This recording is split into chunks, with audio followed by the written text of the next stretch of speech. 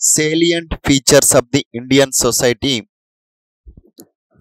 అయితే భారతీయ సమాజం యొక్క ముఖ్య లక్షణాలు ఏంటి అని చెప్పేసి డిస్కస్ చేసుకుంటున్నాము ఇంట్రొడక్షన్ పార్ట్ తర్వాత. నెక్స్ట్ ఇప్పుడు ఈ ఫస్ట్ పార్ట్లోకి మనం ఏదైతే 10 సబ్ టాపిక్ లాగా డివైడ్ చేసుకున్నామో అందులోని ఫస్ట్ టాపిక్లోకి వెళ్తున్నాము. అయితే ఈ salient features of the Indian society అంటే భారతీయ సమాజం యొక్క ముఖ్య లక్షణాలు ఏంటి అంటే, అసలు భారతీయ సమాజం అనేది ప్లూరలిస్టిక్ నేచర్లో ఉంటుంది. ప్లూరలిస్టిక్ బహుళత్వం అనేది ఉంది అన్నమాట. భారతీయ సమాజానికి ఏముంది? బహుళత్వము అని అంటే మల్టీ, అనేక రకాలైన, అంటే ఎగ్జాక్ట్లీ ఇలానే ఉంటుంది భారతీయ సమాజం అని చెప్పేసి మనం చెప్పలేం. మరి ఎలా అంటే అనేక రకాలైన సంస్కృతులు, అనేక రకాలైన భాషలు, కళలు, మతాలు, పండుగలు, ఆచారాలు, కులాలు, తెగలు, జాతులు, ఈ విధంగా అన్నిటితో సమ్మిళితమై ఉంది కాబట్టి దీన్ని ఏమంటున్నాం మనం? ప్లూరలిస్టిక్, బహుళత్వంతో కూడి ఉన్నది ఈ యొక్క భారతదేశం యొక్క సొసైటీ అని చెప్పేసి చెప్తున్నాము. అయితే ఇందులో రూరల్ సొసైటీ, అర్బన్ సొసైటీ అని చెప్పేసి, మళ్ళీ జానపదాలకు సంబంధించిన జనపదాలు అని చెప్పేసి గతంలో మనం పిలువబడుతున్న సమాజాలు ఉండేవి. ఈ రూరల్లోనే మళ్ళీ గిరిజన సమాజాలు, ట్రైబల్ సొసైటీ అని చెప్పేసి గిరిజన సమాజాలు వేరు. మళ్ళీ అర్బన్ సొసైటీలో కూడా మళ్ళీ ఆధునికీకరణ పొందినవి, కాస్మోపాలిటన్ సిటీస్ లాంటి నుంచి మొదలుకొని మరి ఇప్పుడే నగరంగా మార్పు చెందుతున్న చిన్న చిన్న మండలాల నుండి సిటీలుగా, కార్పొరేషన్లుగా మారుతున్నటువంటి సిటీస్, ఇలా డిఫరెంట్ కైండ్ ఆఫ్ డైవర్సిటీతో కూడి ఉన్న భారతదేశంలో ముఖ్యంగా ఎన్ని ఉన్నా కానీ మళ్ళీ మనందరము ఒకటే, వన్నెస్, ఏకత్వం అనేది ఉంది భారతదేశంలో. ఏకత్వం, బ్రదర్హుడ్ అనేది ఉంది, సోదర భావం, బ్రదర్హుడ్. ఏకత్వంలో చూసినట్లయితే సంఘటనం ఒక యజ్ఞం, సమిదగ మన జీవనం, భరతమాత పాదాలకు అని చెప్పేసి ఒక పాట ఉంటుంది. అంటే ఎంత సంఘటన ఉందంటే మనము భరతమాత పాదాల కింద ఉన్న ఒక దివ్యలం మువ్వలం అని చెప్పేసి ఒక మంచి బ్యూటిఫుల్ పాట ఉంటుంది. సంఘటనమే మన భారతదేశం యొక్క జీవనంగా కొనసాగుతున్న వేళ భారతదేశానికి ఎవరు వచ్చిండ్రు అంటే ఈ బ్రిటిష్ వారు వచ్చి ఈ కలోనియల్ రూల్, వలస పాలన వచ్చిన తర్వాత మన భారతదేశంలో అనేది మన సంఘటనను డివైడ్ అండ్ రూల్ కింద వేరు చేసినారు. ఆ తర్వాత మనల్ని సెగ్మెంటల్ డివిజన్స్గా, మన లోపల క్యాస్ట్, రిలీజియన్ యొక్క ఫీలింగ్స్ ఇంకా ఎక్కువైనాయి. గతంలో ఎందుకు, ఇప్పుడే కూడా మీరు గ్రామాల్లోకి వెళ్తే ఇంతగా రిలీజియస్ ఫీలింగ్ అనేది ఉండదు. అందరు కలిసే ఉంటారు, ఇల్లు కూడా అన్ని పక్కపక్కకే ఉంటాయి. హిందూ, ముస్లిం, క్రిస్టియన్ అని చెప్పేసి ఇట్లా స్పెషల్గా ఉండదు. లోపల కూడా మానసికమైన భావన కూడా వీళ్ళు హిందువులు, వీరు ముస్లింలు, వీరు క్రిస్టియన్లు అన్నట్టు ఉండదు. అఫ్ కోర్స్ క్యాస్ట్ సిస్టమ్ అనేది గ్రామాల్లో స్టిల్ ఇంకా ఉంది, చాలా ఉంది అని చెప్పవచ్చు. ఉంది కూడా ఇంత ఆధునిక సమాజంలో. నెక్స్ట్ తరంలో అయితే అది కూడా ఉండదు. అందరూ ఎడ్యుకేటెడ్ అయ్యారు కాబట్టి ఉండదు, ఉండకూడదని కోరుకుందాం. అయితే ఈ విధంగా కల్చరల్ సిమిలారిటీస్ కూడా ఉన్నాయి, కల్చరల్ డిఫరెన్సెస్ కూడా ఉన్నాయి. సాంస్కృతిక పరమైన సమానత్వముతో కూడినటువంటి కొన్ని సమాజాలు, సమూహాలు కనిపిస్తాయి. ఒకటే సొసైటీలో కాస్మోపాలిటన్ సిటీస్ లాంటి దాంట్లో చూస్తే విభిన్న రకాల సమాజాలు కనిపిస్తాయి, అంటే సమూహాలు. భాషలు కూడా ఓవరాల్గా చూస్తే లింగ్విస్టిక్ డైవర్సిటీ అనేది కూడా కనిపిస్తుంది. మళ్ళీ లింగ్విస్టిక్ ఐడెంటిటీ పేరు మీద కూడా డిఫరెంట్ పార్ట్స్ ఆఫ్ ఇండియాలో మనకు డిఫరెంట్గా మన భారతీయ సమాజంలో కనిపిస్తున్నారు. అయినా కానీ గవర్నమెంట్ ఏం చేసిందంటే అనేక రకాలైన చట్టాలు, ప్రాథమిక హక్కులు, ప్రాథమిక విధులు, ఆదేశిక సూత్రాలు, వీటిని అవలంబిస్తూ మనలందరినీ కొన్ని చట్టాల ద్వారా మనమంతా ఇండియన్సే. కోర్స్ నీది ఈ కులం కావచ్చు, నీది ఈ రిలీజియన్ కావచ్చు, అయినా సరే కొన్ని చట్టాలు ఏం చేసినాయి, మన అందరికీ సమానత్వమే, నువ్వు ఏ కులమైనా ఏ మతమైనా. ఈ విధంగా మన భిన్నత్వంలో ఏకత్వం అనేది సాధించడంలో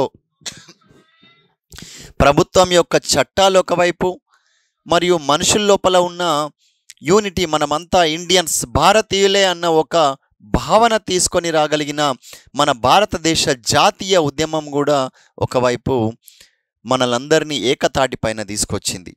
మరి గతంలో చూసినట్లయితే కలోనియల్ రూల్ రాకముందు భారతదేశంలో ఏముంటుండే అంటే, ముఖ్యంగా విలేజ్లో చూసినట్లయితే ఎక్కువ మంది పూర్ పీపులే ఉండేవారు.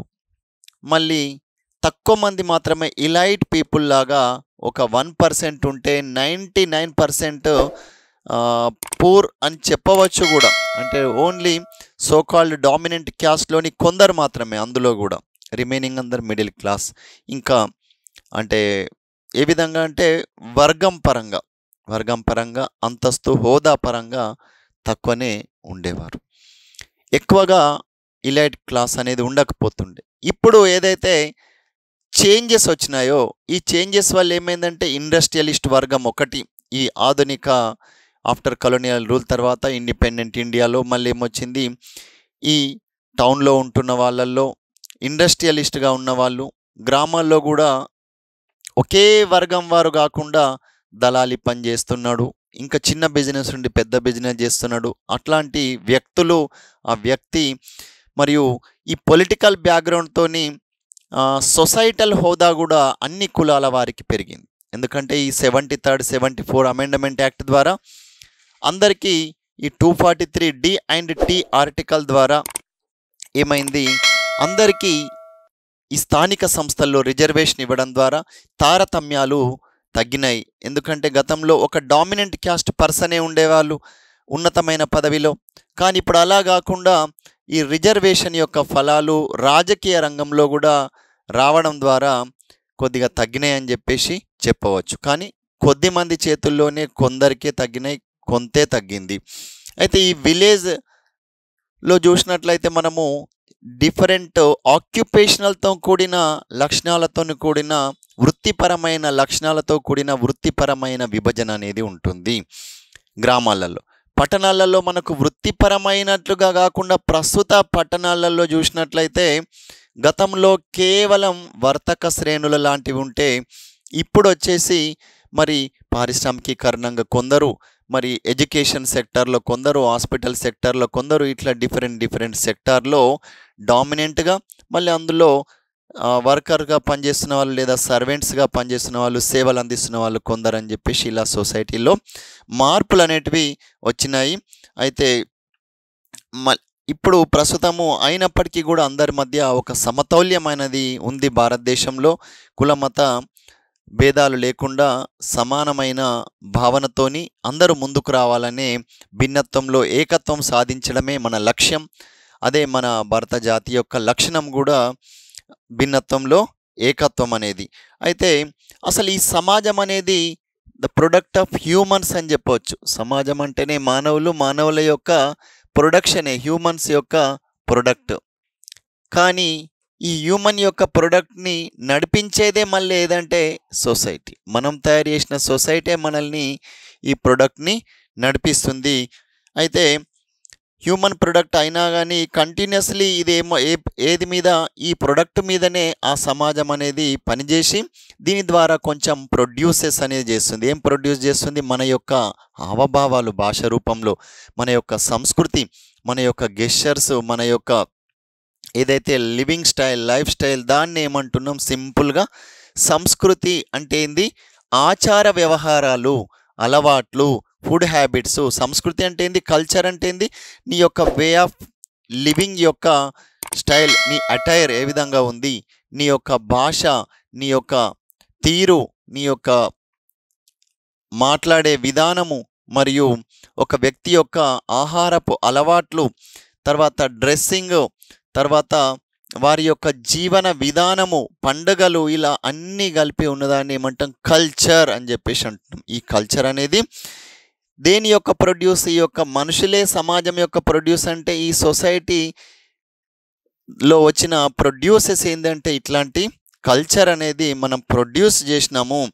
అయితే ఈ విధంగా ఒక్కొక్క ఇండివిజువలే, ఒక వ్యక్తితోనే సమాజం అనేది స్టార్ట్ అయ్యి ఈ విధంగా ఏమైంది? Individuals produces the society. So ఇక్కడ సమాజంలో యూనిట్ బేసిక్ ఎవరంటే ఒక వ్యక్తి. సమాజంలో యూనిట్గా పిలువబడుతున్న వాళ్ళు ఎవరంటే వ్యక్తి. ఈ వ్యక్తి నుండే ఒక సమాజం అనేది వచ్చింది. వ్యక్తులే సమాజానికి ఆధారము. వ్యక్తులన్నీ కలిసి మళ్ళీ ఏమైనాయో ఇప్పుడు చెప్తాము. వ్యక్తులన్నీ కలిసి ఏమైనాయి? మరి వ్యక్తులన్నీ కలిసి అందరూ కలిసి ఏమయ్యారు? వ్యక్తులు. ఈ వ్యక్తులు ఏమయ్యారు? ఒక చిన్న చిన్న కమ్యూనిటీలుగా, సముదాయాలుగా ఏర్పడ్డారు. ఈ సముదాయములన్నీ కలిపి ఒక సమూహాలుగా ఏర్పడుతున్నారు. ఈ సమూహాల వాళ్ళందరూ కలిసి మళ్ళీ ఒక సామాజిక సంస్థలుగా ఏర్పడుతున్నారు.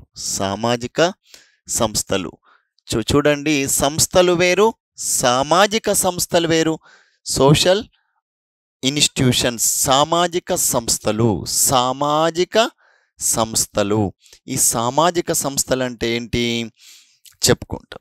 ఈ సామాజిక సంస్థల నుండి మళ్ళీ ఈ వ్యవస్థ అనేది వచ్చింది. ఆ వ్యవస్థనే సమాజముగా అభివృద్ధి చెందింది. ఇది ఒక చెట్టులాగా ఒకదాంతోనొకటి వ్యక్తుల యొక్క సమూహాలు, సముదాయాలు, ఇలా డిఫరెంట్ గ్రూప్స్ అన్నీ కలిసి సోషల్ ఇన్స్టిట్యూషన్స్తోని ఒక సమాజం అనే ఒక మహావృక్షం అనేది ఏర్పడింది.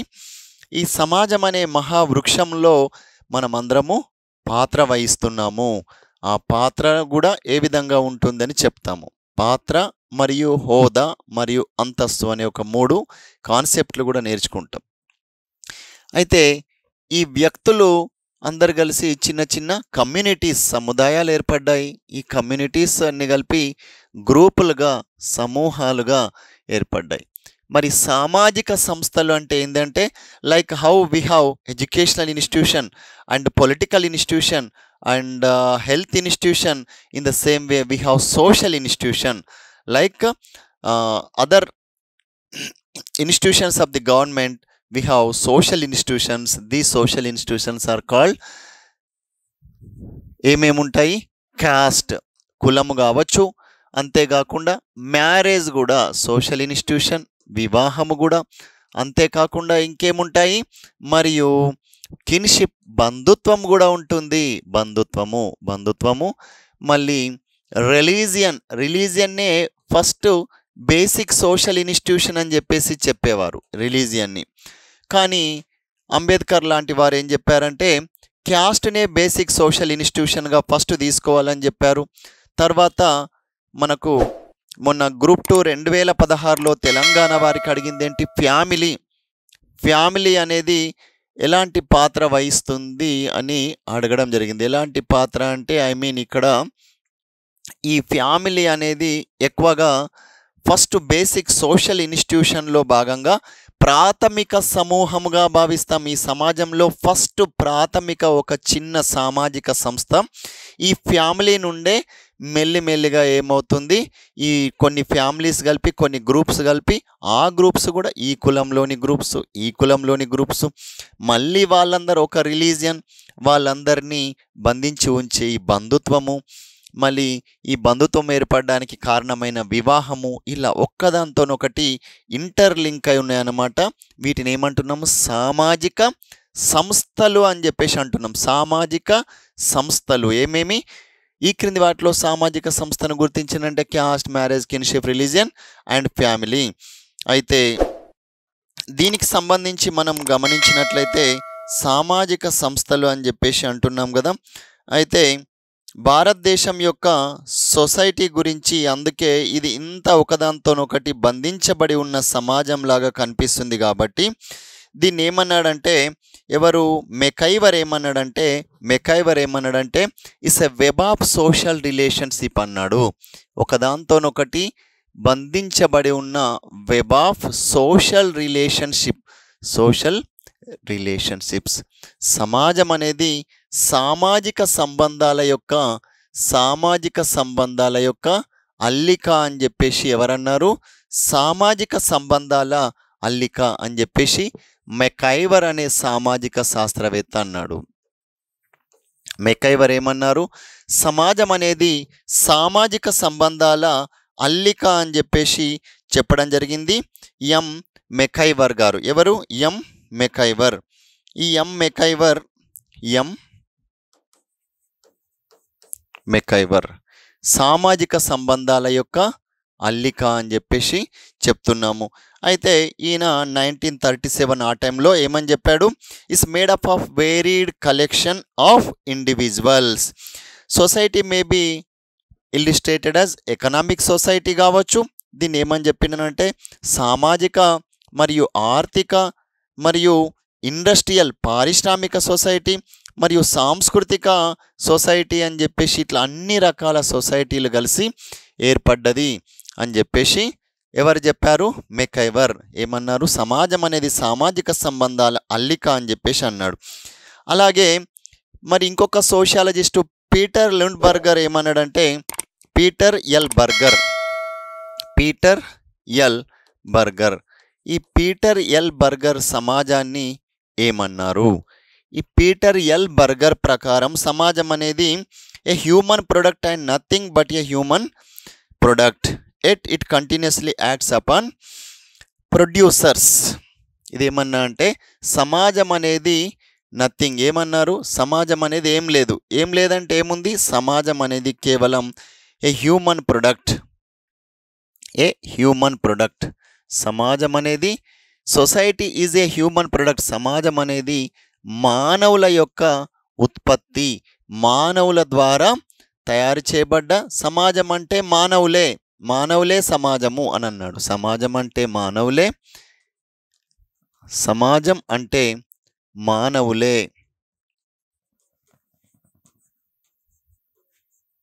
అని చెప్పేసి మానవులే సమాజం అన్నాడు. మళ్ళీ మానవులే సమాజం, నువ్వు మానవులే. మానవ అనే మాట మానవ అని చెప్పేసి కూడా ఒక సినిమాలో అంట. అయితే అంతేకాకుండా హ్యూమన్ బీయింగ్స్ ఎవరైతే ఉంటారో వాళ్ళందరూ ఒక స్పెసిఫిక్ సిస్టమ్తోని, కస్టమ్స్తోని, రైట్స్, లాస్, నియమాలు అన్నిటితోని బంధించబడి ఉంటారు. ఈ విధంగా ఒక సమూహంగా, ఒక సామాజికంగా వాళ్ళు ఎగ్జిస్టెన్స్ అనేది అవుతున్నారు.